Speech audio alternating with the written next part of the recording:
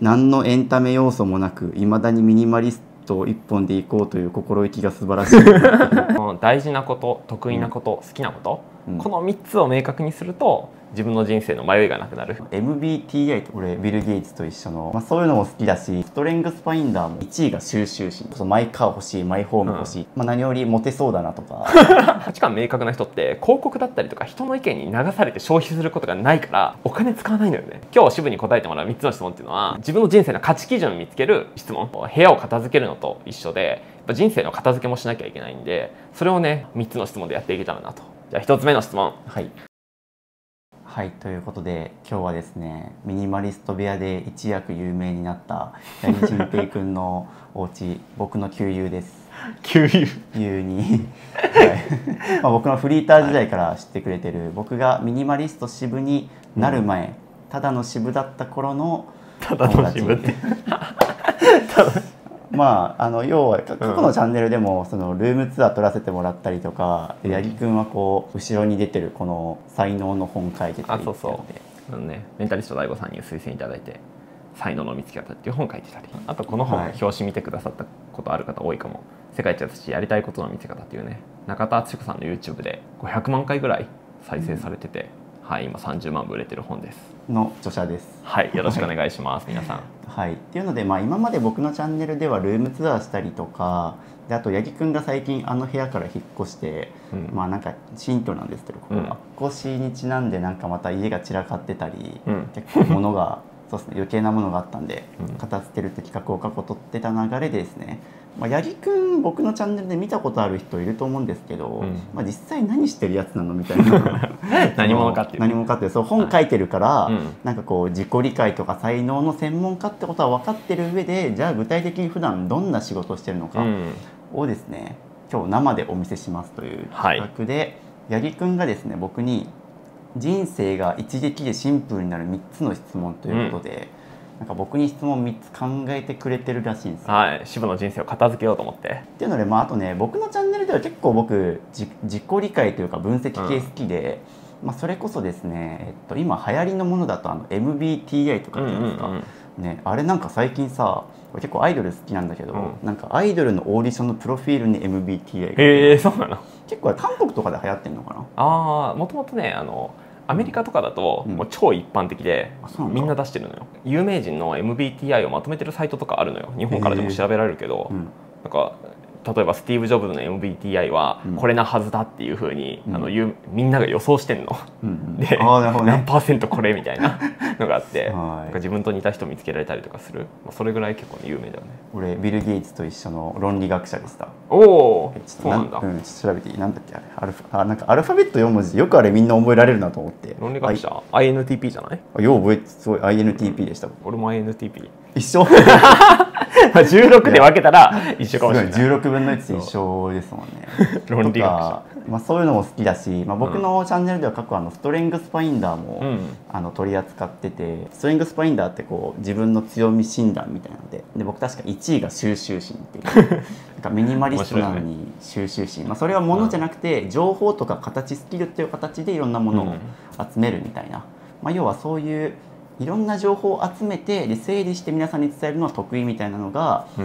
過去そのストレングスファインダーで分かったりとか、だから僕は結構そういう自分の強み分析とか自己分析みたいな割と好きでやってて、八木くんは自分の会社でそうですね、それしかやってない。でも大事なこと、得意なこと、好きなこと、この3つを明確にすると自分の人生の迷いがなくなる自己理解プログラムっていうものを提供していて、今日は自分の人生をシンプルにしてやろうと。じゃあちょっとお願いします。お願いします。なので僕が質問に答えていきます。なので皆さんもちょっと実際に、この動画を見ながら考えてみてほしいですね。自分に当てはめて。人生ってなんか油断してると、あれもこれもやらなきゃってなるじゃん。やった方がいいことって人生に無数にあるんだけど、英語覚えなきゃとか、そう見たいアニメ、読みたい本、取りたい資格、勉強したいこと、あと買いたいガジェットとかさ、無限に出るじゃん。仕事でやることとか、ただそういうやった方がいいことって全部やらなくていいことなんだよね。やった方がいいことはやらなくていいこと。そう、やった方がいいことを詰め込んでると人生ってゴミ屋敷のようになってしまうって思ってて、だって買った方がいいものをさ、家にあった方がいいものをさ集めたらさぐちゃぐちゃになんない？それもうミニマリストの中では禁句ですあったら便利、いつか使うかもとかそうそう、いつか使うものをいつか使うかも残しといたらさ、ゴミだらけになるじゃん。だから人生においてもそれって一緒で、これやっといたらいいよなとかやった方がいいよなっていう基準で人生選んでいくと、人生めちゃめちゃ複雑になっちゃって、ごちゃごちゃになって、それに時間が食われちゃって、いくら年齢重ねても自分に何も積み上がってない、自分って何者なんだろうとか、この先の人生どうしたらいいんだろうっていう風ななんか迷いがいっぱいになった、本当ゴミ屋敷状態になっちゃうから、ちょっとね定期的にやっぱ部屋を片付けるのと一緒で、やっぱ人生の片付けもしなきゃいけないんで。聞いてて思ったのは器用貧乏って言葉がちょっとパッと思い浮かんだんだけど、なんか何でもできるがゆえに何も飲んでもないみたいな。そうそうそう。だからシモ今いくつだっけ？今28です。28だよね。はい。だ28でさ、そんなさ本書いてさ、YouTube も10万人以上いてさ、自分の会社やってて、っていうのってもう完全に絞ってるからじゃん。そうですね。だからミニマリストだけとか情報発信だけに絞ってる、ミニマリストの情報発信ってところに絞ってるから、そこにファンがつく、けどね、多くの人はいろいろやっちゃうから、28でそこまで結果出てる人ってほぼいない。ありがたいですね、そう言ってもらえるのは。なんか最近 YouTube のコメント欄で、なんかひたすらミニマリストだけ続けられるのすげえみたいなコメント欄があって、確かにちょっとなんかディスも含めなんか書いてたのかななんかちょっとおもろいいやなんかね、ちょっと見てほしい。何のエンタメ要素もなくいまだにミニマリスト一本でいこうという心意気が素晴らしいディスられてるエンタメディスられてるのか褒められてるのかちょっと分かんなくて、その逆に言うとなんだろうな、YouTuber イコールエンタメみたいな要素あると思うんだよ。そういう要素がないにもかかわらず、本当にミニマリストっていうなんだろう、哲学的な生き方一つでひたすらやってるのが素晴らしいっていう意味でもなのかいや褒めてるのかディスってるのかよく分かんない。ディスってんじゃん。ディスってる感じはしたんですけど心意気が素晴らしいよな。そう、それがなんか地味にしかもね16いいね集まっててみんな共感してるっていう。でもそれくらい僕はもうこの道一筋でやってきてるので、他の時代より必要になるからね。でもさ、渋はさ結構異常な方だと思うんだよね。だってみんなってさ、あの資格取ろうかなとか、なんかあれ勉強しようかなっていうので基本的に広がる方向に行っちゃうじゃん、人生生きてると。だしさ、家族ができたりとかさ、やらなきゃいけないことが増えたりって、どっちかっていうと守るものが増えて重くなっていくっていうのがね、一般的だと思うんだけど、それはね別にみんなが悪いわけじゃなくて、電車乗ったら広告だらけだし、SNS もこれ買いあれ買いの広告だらけだし、なんかここにも広告がいや広告じゃないですよ、本のパネルで買ってください普通に生きてるとさ、そうやってあれもこれもっていう病気にねかかっちゃうんだよね。自分にとって大事なことが分かんなくなっていくっていうのが当たり前だから、どうすればいいかっていうと、自分の人生に何が必要なのか、何が大事なのかっていう価値基準持つことが必要ですね。物でもそうじゃない？はい、僕ねこれを言わせてほしいんですけど、そう物を減らすことは自分探しの旅だっていうの。なるほど。はい、僕物を捨てる時に絶対言ってるのが、いるいらないでゴミ袋にポイって捨てるんじゃなくて、捨てる前に一歩立ち止まって、なんでこれを捨てることになったのかっていうのを絶対考えてほしいと。人によってはセールにつられて、安さにつられて買って、でもそれは心の底から来たいものではなくて、なるほどね、安いから買ったから、例えばクローゼットの中とかと着回ししやすいかとも考えずに買ったから、捨てたものっていうのは絶対何かしら、失敗の理由があると、そこから分析していって自分の価値基準を深掘れと。いいね。で僕が残した結果、例えば服はもう黒一色でとか、なんか持ち物は全般的にモノトーン、それが好きだし着回ししやすいから結果長く使うしみたいなことは自分の中で分かってるんですよ。安いから買っちゃった服とかってさ、安いっていうのって自分の内側の基準じゃなくて、値段っていう他者が定めた基準、その外側の基準で何か買ったりとか人生動いてるとどんどんぐちゃぐちゃになっていくんだよね。なんか自分が本当に欲しいものが分かんなくなっていく、心の声が分かんなくなっていくって感じなんで、今日は厳選された3つの質問いっちゃいましょう。じゃあ今日は3つ質問やるんですけど、動画の最後にはね、見てくださった方限定の特別プレゼントも渡したいなって思ってるので、ぜひね最後まで見て受け取ってもらえたらなと思います。今日渋に答えてもらう3つの質問っていうのは、自分の人生の価値基準を見つける質問じゃあ自分にとって何が大事かっていう、なんで見つけた方がいいかというと、価値観、つまり価値の主観、自分が何に価値を感じるかっていうのは明確な人って、そうじゃない人よりも200万円貯金が多いっていう研究があるんだよ。200万もたまんの？そう、その価値観が明確レベルで偏差値1上がるごとに貯金200万多いっていう形だから、だから明確になればなるほど貯金めちゃめちゃ増えるっていう。それなんでかっていうと、価値観明確な人って広告だったりとか人の意見に流されて消費することがないからお金使わないのよね。だから今日の質問答えてたら、まずお金が貯まる体質になる。ね、まあ、さっきのセールの話につながるけど、自分にとってこれが必要っていうのがあるから、いくら安くてもいらないものはいらないって言えるようになると。あ、そうそうそう、本当にそうで、あと面白いのがパリでは広告が効かないっていう話があって、パリの人って価値観が自分はこう生きるっていうのが明確にあるから、なんかね、広告で物を売るっていうのが全然できないらしいのよ。なんかミニマリストの、ね、定番本でフランス人は10着しかできないみたいな、あれとかまさにそうまさになんか本当にそうらしくて、逆に日本は結構価値観明確な人少ないなってイメージあるから、なんか広告が本当に効くらしいのよね。今福岡から東京に来て、東京来るとマジ広告多いなっていうのはもう渋谷とかに来るたびにやばいよね。そうだからね、物減らしたいって方とか貯金したいって方も価値観明確にするのはめちゃめちゃ有効で、じゃあどうやったらその自分の価値観が明確になるかっていうと、今日はね、渋に死んでもらいます。死にたくないです自分が何を大事にしたいかっていう価値観を見つける時って、この人生の死っていうものを意識して、人生って有限だよね、限りあるよねっていうことを意識するのがめちゃめちゃ有効なんですよ。はい、死について考えると。そうで、死を意識した時って自分の人生にとって本質的に重要なものっていうのがもう浮かび上がってくるんだよね。例えばだけど、日々さ、なんかお金を稼ぎたいとか、人から尊敬されたい、フォロワー増やしたいみたいな、とか、人からかっこよく思われたいってモチベーションでお金使っちゃったりとか動いちゃうことって普通にあるじゃん。けどそれって死ぬ前に、もっと人からかっこいいって思われたいなとか、チヤホヤされたいなとか、お金欲しいなって思わないじゃん。だから死ぬ前に自分ってどうかなっていう基準で考えることによって本当に自分の人生で大事なものが分かるっていうのがね、今日やっていくことです。なるほど、死について考える。そうですね。ちなみに偶然にも昨日も死について考えてました。そうなの？ここに来る前になんかその札幌のミニマリストの方に会ってて、リーサさんって方なんですけど、エンディングノートっていうのを作ってるじゃん。就活ノートみたいな。めちゃめちゃいいね。っていうので昨日たまたま渋さんの死生観について聞きたいっていうので喋って。そうなの？じゃあ2日連続死について。死について考える。マジ大事だなと思いましたね。それこそミニマリスト始めた方って結構就活とかで始める人も多いんですよ。就活って要は自分が亡くなった時に備えて持ち物であるとか、財産分与とか、亡くなった時にどうするかってことを考えるにあたって、特に物とかは亡くなる前に処分しといたりとか行き先を決めておかないと、残された家族の人たちに迷惑かけちゃうっていうのがあるので、就活がてらミニマリスト、物減らし始めたっていう人も結構いるので。死はさ、人生の締め切り、有限性を意識するためにあるし、でもさ、同じでさ、部屋とかも有限じゃん。有限だからこそこの中に何を配置しようかってさ、大事なものが絞れるじゃん。部屋がさ無限にあったらさ、とりあえずいっぱい買っちゃおうってなるじゃん。だから人生も一緒で、とにかく有限性を意識しないといろいろ入れちゃうのよ。制限があるから工夫が生まれるって言葉が好きなんですけど、家がコンパクトだからこそ置くもの厳選して空間を広く使おうみたいな、そ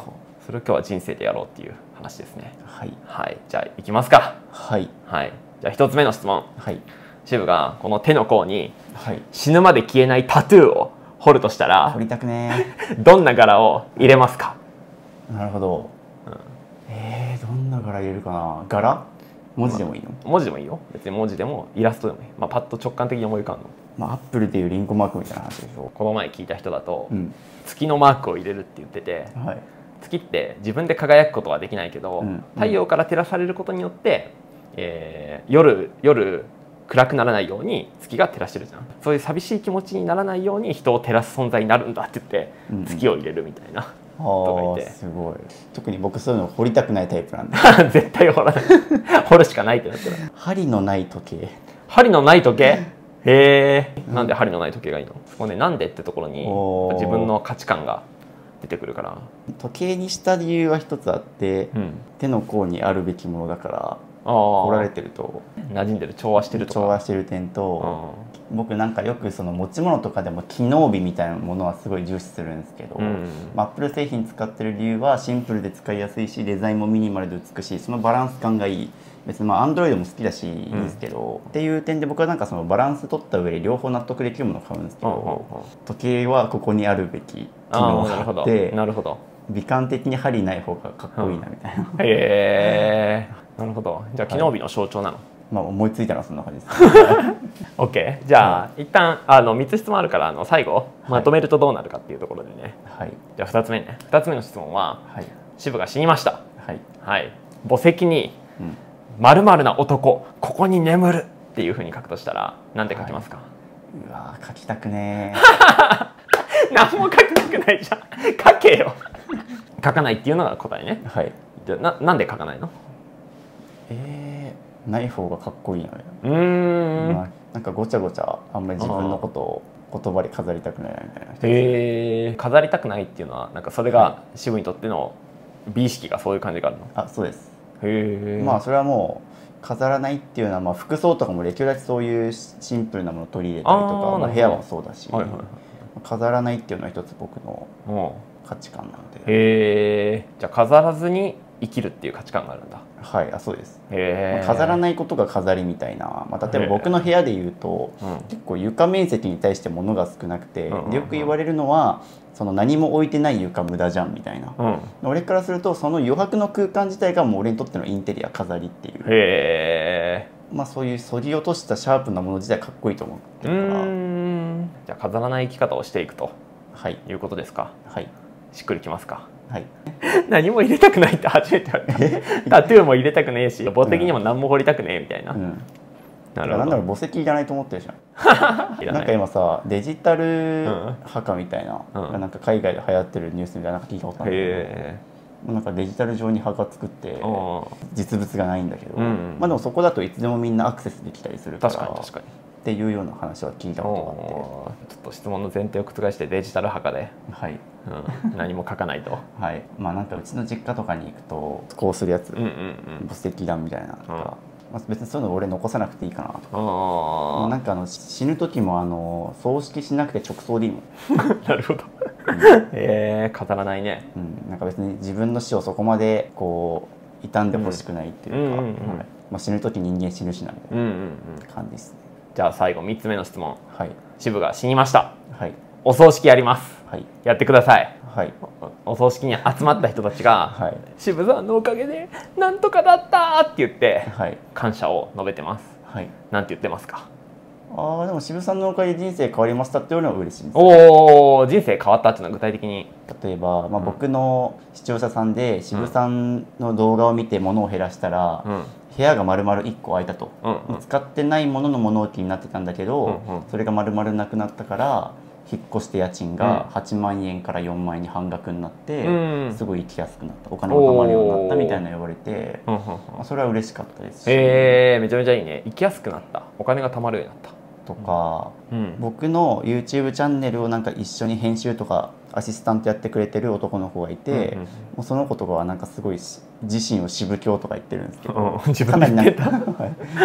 でなんか、まあ、実際服装も僕に似てたりとか、まあ、部屋もミニマル真っ白な感じとか、まあでもなんかそれくらい僕に影響してくれて YouTube も始めてっていう、なんか、まあ、人の人生動かしてる、いい方向に動かしてるなっていうような報告とか受けるとやりがい感じるんで、なん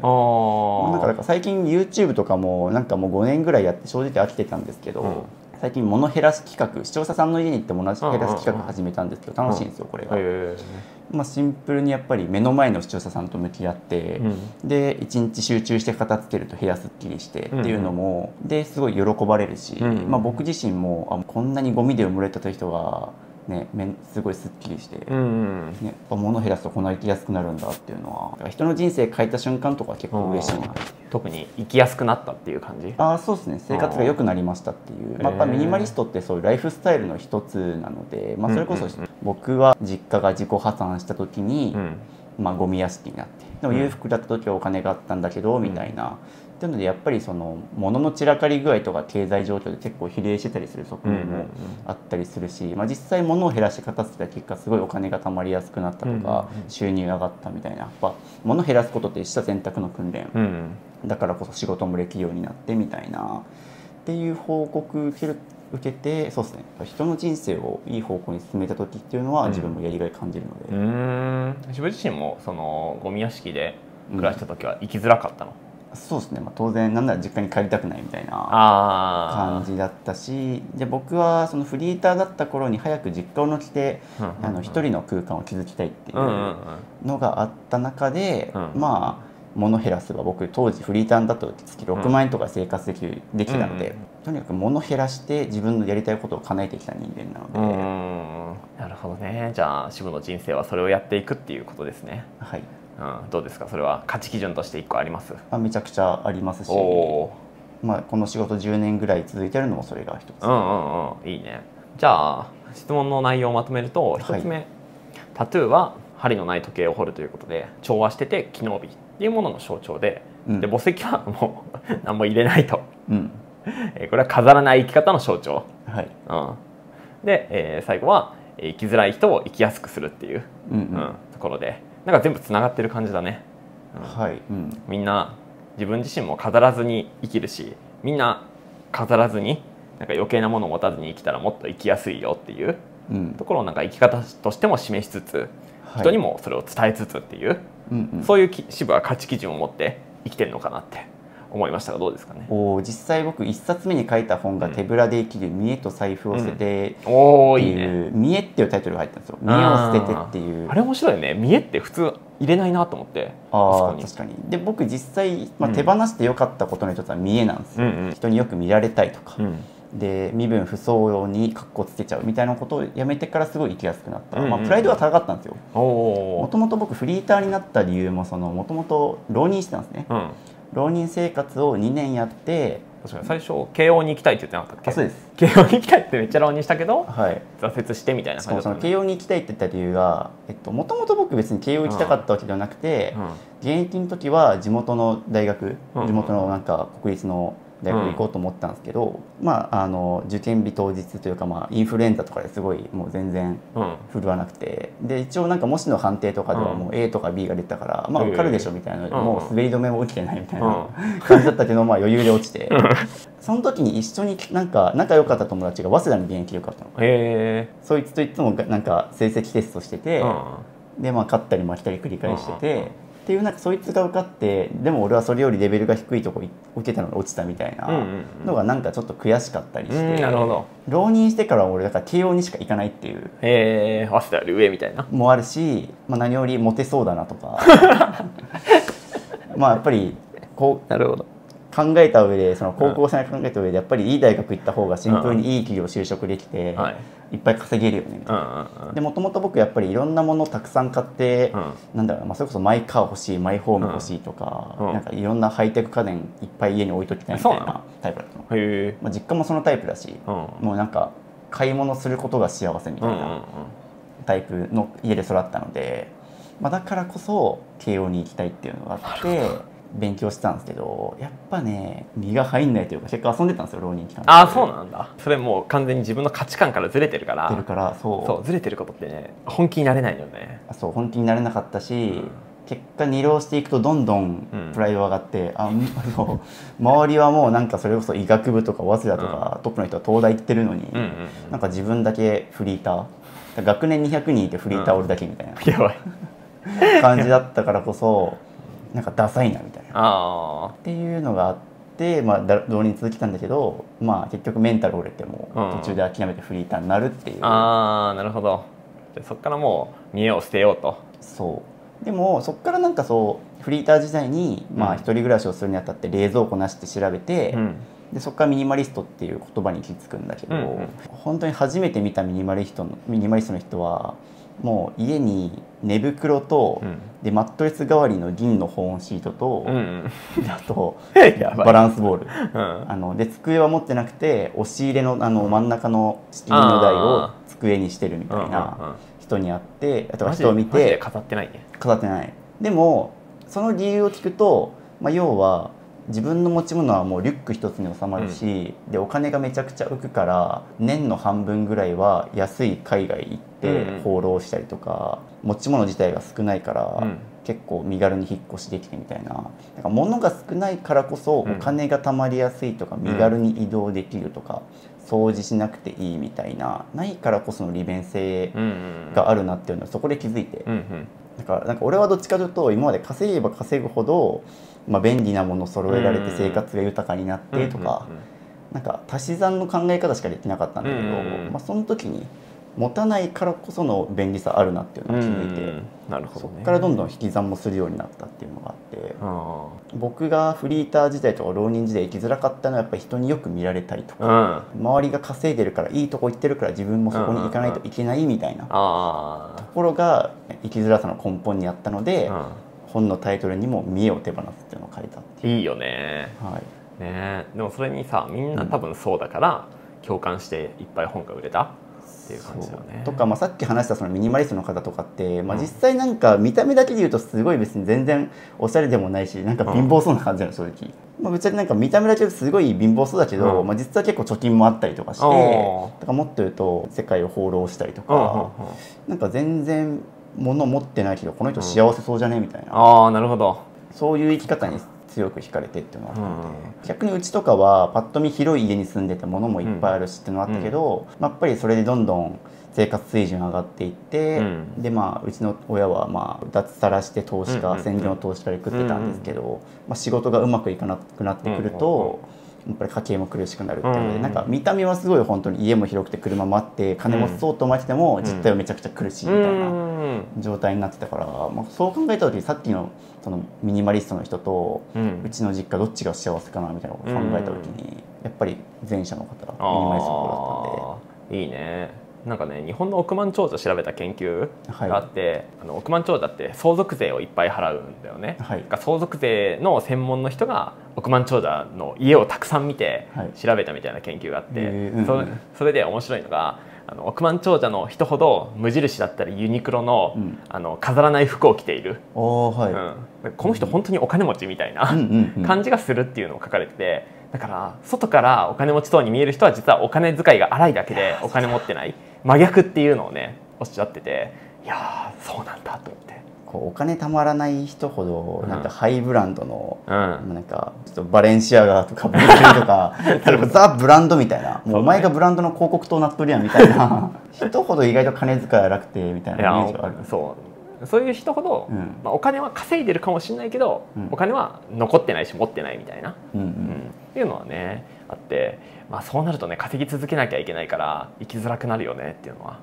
それをもう身をもって体験しました。もうそれをね人生体験してるのは強いね。今日改めて話した価値基準的に言うと、物とか見栄にまみれてて生きづらくなっちゃってる人をもう直接生きやすくしていく活動とか、今はもう YouTube でやってると思うんだけど、そういう方向をやっていくとより自分の人生にやりがいが持てて、いい方向に行きそうだなと思いました。もう本当にすごいしっくりきましたね。実際最近僕ちょっと多分 YouTube の投稿頻度増えてると思うんですよ。そうなんかさ全然更新してなかったらいきなり始めるからさ、どうしたんですか？それが、結構さっき言った片捨て企画中心にやってるんですけど、やっぱそれがシンプルに楽しいからっていうのがあったりして、投稿頻度高かったりとか熱量高い時ってやっぱなんかそこに人がいるんだよね。なるほど。具体的な誰か、やっぱ YouTube だとちょっと。そうなんです。YouTube って厄介なことに自宅にカメラポンって置いてその前でこうなんか喋ってるとそれでお金になっちゃうんですよ。別に八木君いなくてもそれこそなんかこう物を減らす方法何選とかで自宅で喋っちゃったら、それでもそこそこ見られるしお金になるしっていうので。楽ではあるんだけどやっぱね合ってきますね。確かにね。自分が価値を人に与えられてるっていう実感がやっぱりどうしても薄いから。当然それがコメント欄とか再生数って形で出てくるんですけど、やっぱあくまでバーチャル上の数字に捉えてしまうというか、当然ありがたいことなんですけど、っていう意味ではやっぱり最近僕の活動投稿頻度が増えてるのもやっぱり人と撮ってるからっていうのがあるかなと思いました。なるほどね。じゃあ渋は物を減らした渋のおかげで生きやすくなった人たちがお葬式に詰め寄ると言うね。まあお葬式は別に僕しなくていいかなと思ってるんでなんか僕の死の報道が出たらああ渋さん亡くなったんだ悲しいくらい悲しいというかありがとうくらい思ってくれたらまあじゃあ YouTube で放送してもらって生放送でももしいそうです。そうなったら安楽死して死の瞬間決めたよねマジかいや飾んないね本当に。いやだってもうなんか死の瞬間分かってたらさいろいろできるじゃん、死の直前カウントダウン生配信とか、飾んない生き方、いきなりぽっくり死ぬよりはまあそれはそれでいいけど、じゃあ渋に3つの質問を答えてもらったんだけど、1死ぬまで消えないタトゥーを手の甲に入れるとしたらどんな柄を入れる、で2つ目が自分が死んだ時に墓石に〇〇な男または女ここに眠るっていうふうに書くとしたら〇〇っていうところに何を入れるか、で3つ目が自分が死んだ後お葬式に集まった人たちに〇〇さんのおかげで〇〇な人生だったありがとうって言われるとしたら何と言われたいか、この3つの質問でね価値観が分かるのでぜひね、やってみて、コメント欄に書いてもらってもいいかなと思います。今日は渋に3つ質問を答えてもらって、これだけでも価値観見つかるんだけど、価値観見つけるのには他にも30の質問っていうのがありまして、マキシマムなんですよ。いっぱいあるんですよ、でその価値観が一撃で見つかる30の質問っていうのを図解してまとめた152ページの形のない電子書籍をね、無料でプレゼントさせていただきます。で概要欄にあると。そうであと自分の回答を記入できるワークシートだったり、あとその質問の30の質問を全て解説してる1時間52分のねこれも動画ですね、もうプレゼントさせてもらうので、ぜひね自分の価値観をもっと明確にして、やっぱね価値観明確になると渋と同じようにやること絞られたり、物も減ったりとかするんで、皆さんもね、使ってみてもらいたいなと思います。ちなみに僕の YouTube のチャンネルで、なんか自分の好きなことを100個書いてみたみたいな動画があって、なんかそこで自分の例えば好きな色とか何でも芸能人とか何でもいいんだけど、とりあえず好きなもの100個バーって書いてって、そこで自分の価値観に沿うものを残していくみたいな動画が実はもう 4,5 年前とかに出してて、でも結構それ見られてるんですよ。なんかそれをもっとより実践的に具体的にしたようなイメージかなっていう。そうやっぱ新年とかね切り替えのタイミングですごいいいと思うんで、概要欄コメント欄とかにリンク貼ってあるんで、ぜひ。はい、ありがとうございます。ちょっとあれなんですけど、これずっと配布してるわけじゃなくて予告なくね配布終了することあるんで、動画見てるタイミングで受け取っておいてもらえると、ちょっとね後で受け取れませんでしたって言われても対応することができないのでお願いします。物減らせば減らすほど価値観明確になるのと一緒で、質問をねたくさん答えるといいんで、時間ある時にね休日とか答えてもらえるとめちゃめちゃいいと思います。っていう感じで八木くんのお宅にちょっとお邪魔して質問に答えさせていただきました。僕もその自己分析とかを繰り返して今の仕事になってるっていうのがあるので、気になった方は八木くんの YouTube チャンネルとか、LINE もあるんでぜひチェックしてみてください。皆さんお邪魔しました。はい、さよなら。バイバイ。バイバイ。